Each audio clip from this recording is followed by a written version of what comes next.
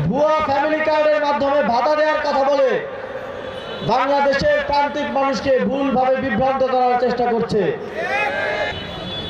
যে একজন মানুষকে সারা জীবন কিছু কিছু টাকা দিয়ে অসহায় এবং পরনির্ভরশীল করে রাখার থেকে তাকে কর্মসংস্থান সৃষ্টির মাধ্যমে, তাকে উদ্যোক্তা হিসেবে গড়ে তোলার মাধ্যমে আত্মনির্ভরশীল এবং মর্যাদাবান হিসেবে গড়ে তোলা কে আমরা গুরুত্ব দিতে চাই।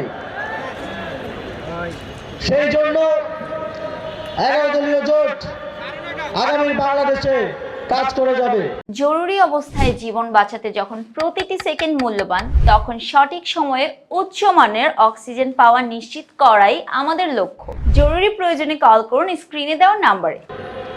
সংগ্রামী বন্ধুগণ, আজকের এই কর্মসূচি সফল করার জন্য জাতীয় নাগরিক পার্টির সকল পর্যায়ের নেতৃবৃন্দকে ধন্যবাদ জানিয়ে এবং আজকের এই কর্মসূচিতে অংশগ্রহণ করার জন্য 11 দলীয় ঐক্যের সকল নেতৃবৃন্দকে ধন্যবাদ জানিয়ে এবং আগামী নির্বাচনে আপনাদের থেকে 11 দলীয় জোটের বিজয় প্রত্যাশা করে আজকে আমার বক্তব্য এখানেই শেষ করছি।